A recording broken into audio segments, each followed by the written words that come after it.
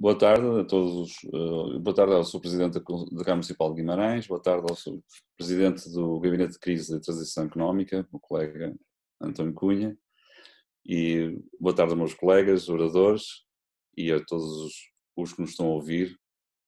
Quero que sejam também colegas, que sejam amigos, que sejam empresários, mas digamos que são amigos neste âmbito. Perante esta pandemia somos todos amigos uns dos outros e o nosso objetivo é comum. A minha apresentação vai ser de uma forma muito objetiva e vai ser quase de uma forma provocatória. Realmente nós temos que pensar como é que vai ser a importância da colaboração da indústria têxtil portuguesa na luta realmente contra o vírus da pandemia Covid-19. Assim sendo, tenho que retirar aqui o texto. Nós temos que, como premissas, nós temos que a pandemia Covid-19 já matou 137 mil pessoas em todo o mundo, neste momento provavelmente mais, porque são dados de hoje de manhã. Depois temos aqui um problema que eu não consigo passar. Só peço desculpa, eu tenho que encontrar aqui a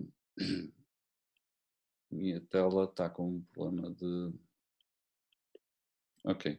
Neste momento conseguem ver, não é? Portanto, sendo expectável que algumas pessoas curadas irão ter realmente mazelas, portanto vão ter problemas crónicos de saúde para o resto da vida, que a pandemia pode...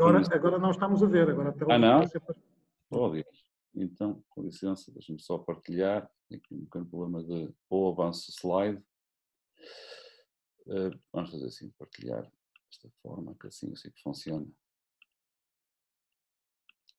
Portanto, sendo expectável que algumas pessoas curadas possam vir a ter problemas crónicos de saúde para o resto da vida, dado que, sobretudo, problemas pulmonares, nós temos que a pandemia pode permanecer durante vários meses, uma visão otimista, mas está expectável que apareçam novas ondas, incluindo já no fim deste ano, e que, sobretudo, que há ideias muito perigosas a serem disseminadas, caso de máscaras desenvolvidas com materiais ineficazes. Acontece, por exemplo, o caso do Jornal Expresso, diz claramente para fazer uma máscara com uma malha simples de uma t-shirt, que eu não posso estar de acordo, porque todos nós somos da têxtil, sabemos que qualquer malha, quando está estirada ou sob uma certa tensão, cria formação de buracos. Ora, esses pequenos buracos, porosidades, digamos assim, permitem completamente evitar o efeito a que se pretende da máscara. Outra situação que também verifiquei, há muitos voluntariosos neste momento na internet e é assustador a quantidade de propostas que se vê, inclusivamente a utilização de filtros que contêm fibra de vidro, por exemplo. Realmente é assustador, portanto não há dúvida que temos um problema a resolver com toda a urgência, com o bem da saúde, que é que as pessoas necessitam de peças de vestuário que permitam a contenção da contaminação. Isto é um facto inabalável neste momento. Que tipo de máscaras é que nós temos? Eu só queria ter falado do tipo de equipamentos, dedico-me neste momento às máscaras, porque é um processo mais recente e que realmente acho que vai ter uma boa utilização à escala mundial e a indústria têxtil portuguesa pode dar aí cartas. De uma forma geral, podemos dizer que as máscaras existem em 3 níveis.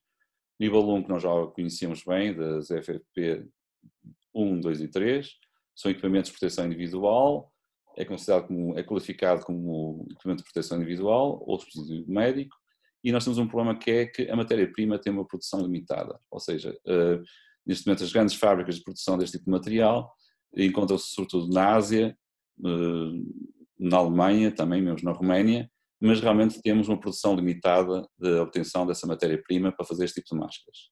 Depois temos os profissionais em contacto frequente com o público, quer seja em lojas, quer seja enfim, qualquer atendimento público. Nós temos então dois tipos de máscaras, pode ser o tipo de máscara de cirurgia, que é o dispositivo médico, ou meramente um artigo têxtil. E quando digo meramente, não estou meramente a desprezar os materiais têxteis, porque aliás eu sou desde o início um homem têxtil, mas realmente esta qualificação que nós temos aqui do Instituto Português da Qualidade, na verdade tudo isto são artigos têxteis. Portanto, nós, em termos industriais, do ponto de vista industrial, nós conseguimos produzir este artigo têxtil sem grande necessidade de modificar o nosso layout de máquinas e por isso temos aqui uma potencialidade de utilização das nossas tecnologias de uma forma quase direta. Temos apenas como um obstáculo, que é a obtenção de certificação, que o Sr. Presidente da Câmara Municipal de Guimarães falava agora mesmo, que é um dos principais problemas que neste momento tem. Sim? Ok. Sendo assim, ainda existe uma outra situação, que é de uma máscara de nível 3, em que nós são profissionais que não estejam em teletrabalho, pode ser um caso de um operário, e a população em geral nas saídas autorizadas. Também será um artigo texto, já vamos ver qual é a diferença entre equipamento de proteção individual, dispositivo médico e artigo têxtil, mas de qualquer maneira temos aqui um mercado muito interessante neste momento a surgir, que tem sempre como um obstáculo a obtenção de certificação. Se nós observarmos realmente se são importantes ou não, nós, se compararmos dois países que são considerados como países que se têm portado bem, que é por caso de Portugal e República Checa, estes números levam-nos a crer que se calhar Portugal não se tem portado tão bem quanto dizem. Nós temos 18 mil casos confirmados, a República Checa, com uma população aproximadamente igual, tem só 6 mil, portanto tem um terço. E se nós verificamos em relação ao número de mortes, nós verificamos que infelizmente nós temos 4 vezes mais mortes devido ao Covid-19, do que a República Checa. Portanto, não há dúvida que isso evidencia que a República Checa, desde o início, optou pela utilização de máscaras sociais. Estes números, tudo indica que será realmente uma das causas de evitar a contaminação. Se utilizarmos máscaras sociais, provavelmente essa situação será reduzida. Agora, o que saber fazer? Como é que podemos fazer estas máscaras? Como fazer? Bom, nós neste momento já temos, saiu no dia 14, foi divulgado pelo site do CITEB, tem aparecido também na Infarmed, incluídas as fichas técnicas das máscaras sociais. São um bocado vagas, mas permite-nos, dá-nos flexibilidade para trabalhar. É necessário alterar o parque de máquinas, qualquer industrial, certamente qualquer empresário associado a têxtil. O grande problema que tem é que mexer no parque de máquinas implica um delay grande na produção das máscaras. A resposta nesta situação é que não. Nós, em termos destas máscaras sociais, nós podemos arrancar a produção praticamente no imediato. As máscaras sociais também vão ficar associadas à moda, porque nós sabemos que tudo que seja usado durante mais tempo obriga a associar esse artigo de vestuário à moda. Por isso é que os designers de moda e de produto não podem ficar fora deste processo. Tanto mais que nós temos que pensar que a moda pode ajudar a suavizar esta situação de pandemia, sobretudo do ponto de vista social e do ponto de vista de não ser tão agressivo. A título de exemplo, podemos usar máscaras estampadas de uma forma divertida, de forma que os miúdos, quando começarem as escolas, não comecem a evitar a utilização deste tipo de máscaras. Quais são os mercados possíveis para as máscaras? Bom, Portugal, obviamente, nós precisamos. Neste momento não se põe em causa, porque é um mercado que realmente vamos precisar. Pode ser que a Universidade do Minho, arrancando com o seu trabalho, que se prevê que seja em junho, pelo menos, vai ser necessária a utilização destas máscaras com todos os seus trabalhadores.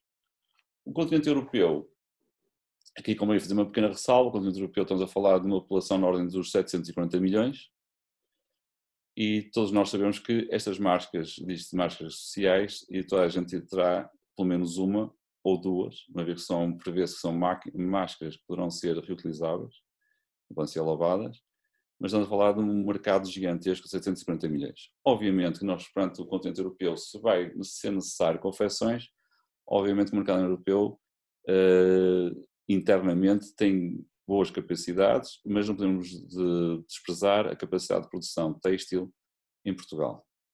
Não convém não esquecer que Portugal exporta, 20% das exportações portuguesas são artigos têxteis. Depois temos também os países PALOP. Os países PALOP, como nós sabemos, não têm indústria têxtil desenvolvida. Portanto, obviamente, vão precisar deste tipo de máscaras. Temos também, e também não de maneira nenhuma desprezar, no caso do continente americano, nós temos os casos dos americanos, estamos a falar de uma população de perto de 330 milhões, e o Brasil, estamos a falar de uma população na ordem dos 230 milhões. O Brasil, podemos fazer algo semelhante a um espelho de know-how, de forma que possam produzir significativamente esse tipo de máscaras dentro do Brasil, mas estão a falar tudo em tempos na ordem do ponto de vista temporal, estamos a falar na ordem de 1 ou 2 meses, todo este processo de transferência de know-how. No caso dos Estados Unidos, convém não esquecer que eles aceitam o material têxtil português como sendo de qualidade e de grande conforto. Portanto, aqui são tudo mercados do qual Portugal, portanto, a indústria têxtil portuguesa, tem dado cartas em termos de qualidade e de uma boa imagem. Só os americanos gostam muito de fazer as comparações, portanto eu não resisti. É uma comparação um bocado infeliz, um bocado tétrica, mas não sou os americanos, como estou a falar com os americanos, dizem sempre que libertaram a Europa à custa de muito sangue dos soldados norte-americanos. Convém não esquecer que só nas últimas 24 horas morreram mais pessoas que soldados americanos no dia a dia. Para quem conhece um pouquinho de história, sabemos o que estamos a falar. Em relação do know-how adquirido, como é que podemos contribuir? Bom, nós sabemos que nós sabemos e sabemos utilizar e transformar os materiais têxteis, isso já nós sabemos. Temos a possibilidade de obter a certificação desses materiais, peças de vestuário, porque nós sabemos que agora a certificação, as normas para a certificação deste tipo de máscaras saiu na terça-feira.